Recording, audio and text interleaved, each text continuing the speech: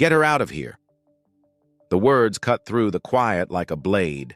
A man in an expensive suit stood at the mansion gates, staring down at a small girl in torn clothes, barefoot, holding a broken pencil and a notebook filled with neat handwriting. His daughter sat beside her, smiling, learning. He couldn't believe it. His only child, being taught by a homeless girl. But what he didn't know was that this encounter would soon rewrite everything he thought he knew about worth, privilege, and humanity. Have you ever judged someone before knowing their story? Tell us in the comments. Before we begin, hit subscribe. It's appreciated. It was a crisp autumn morning when life at the Wellington estate moved as smoothly as ever. The mansion's marble floors gleamed, the gardens were trimmed to perfection, and inside, the billionaire Richard Wellington was buried in meetings and markets. His world revolved around power, precision, and status. Everything had to reflect his success. To him, wealth wasn't just comfort, it was control.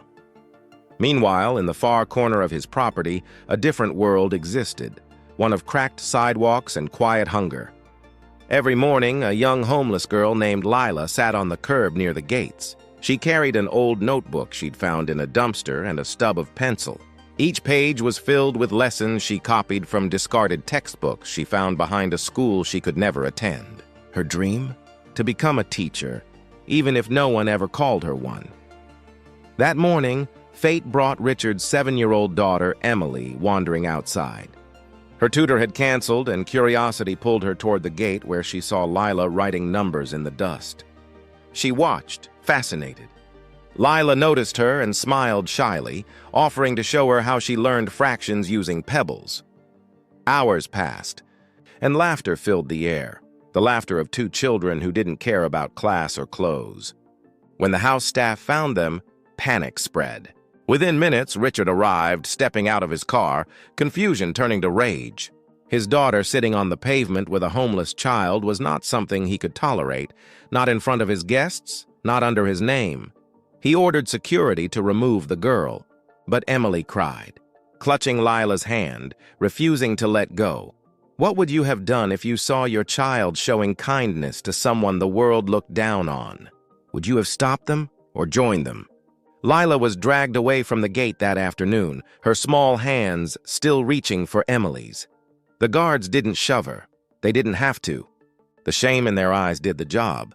She gathered her things, her torn backpack slung over one shoulder, and disappeared down the hill without a word. Inside the mansion, Richard's anger simmered. He wasn't a cruel man by nature, but he was proud. Too proud. The sight of his daughter learning from a girl who had nothing had struck a nerve he didn't understand. To him, Lila represented failure, chaos, everything he'd fought to keep out of his world. But that night, Emily refused to eat. She sat at the dinner table, silent, staring at her plate. When her father finally asked what was wrong, she whispered, "She's smarter than anyone in my school." Those words lingered long after she went to bed. The next morning, Richard's driver found something odd. Near the gate, on the stone ledge where Lila used to sit, was a small notebook. Inside were pages of lessons, perfectly written in neat handwriting, math problems, vocabulary lists, and even a story about a girl who believed kindness could change the world. On the last page, she had written, "One day I'll have a classroom of my own." For reasons he couldn't explain, Richard took the notebook to his study that night. He read every page, and with each line, the world he thought he knew began to blur. He saw intelligence born from struggle, discipline shaped by hunger, and hope that refused to die. Meanwhile, in the city below, Lila was sleeping under a bridge, her small lamp flickering as she helped another homeless boy read his first sentence. She smiled, proud, even as her stomach growled. She didn't know that someone had begun looking for her. Days turned into a week. Richard couldn't stop thinking about her. He sent his assistant to locate the girl, but no one seemed to know where she'd gone. Emily grew quieter each day, missing her new friend, and the mansion that once echoed with laughter now felt cold. Then one rainy evening, something unexpected happened. Richard's car was stopped at a red light downtown when he saw her again, soaked to the bone, standing outside a bookstore window, her face pressed to the glass. She was watching the children inside reading aloud, smiling as if she were part of their world, even though she wasn't. In that moment, something inside him shifted. The billionaire who had once looked down on her felt a pull he couldn't ignore, guilt, compassion, and a question that haunted him. How many brilliant minds had the world already lost to poverty and prejudice? As he stepped out of the car, the rain drenching his tailored suit, he made a decision that would shock everyone, including himself. The rain poured hard as Richard crossed the street, his shoes splashing through puddles. People stared, a billionaire stepping out of his luxury car to approach a homeless child. But he didn't care. Not tonight. Lila looked up, startled, ready to run. She'd learned to trust no one wearing a suit. But then she saw his eyes, softer than before, no longer filled with judgment. He handed her a large umbrella, his voice calm but firm. "Come with me," she hesitated, clutching her soaked notebook. He nodded toward it. "You left this at my gate." Her lips parted slightly, surprise flickering across her face. She thought they'd thrown it away. She thought he had thrown her away. Instead, he'd kept it, read it, and something about that broke the wall she'd built around herself. He took her to a nearby cafe, ordered food, and simply listened. For the first time in years, Lila spoke freely, about losing her parents, about the shelter that turned her away, about how she taught herself by reading torn pages from dumpsters. And all the while, Richard sat silent, humbled. He realized how blind he had been, how wealth had built walls around his empathy. Each word she spoke felt like a mirror reflecting everything he'd ignored. The injustice wasn't just poverty. It was how easily people like him walked past potential wrapped in pain.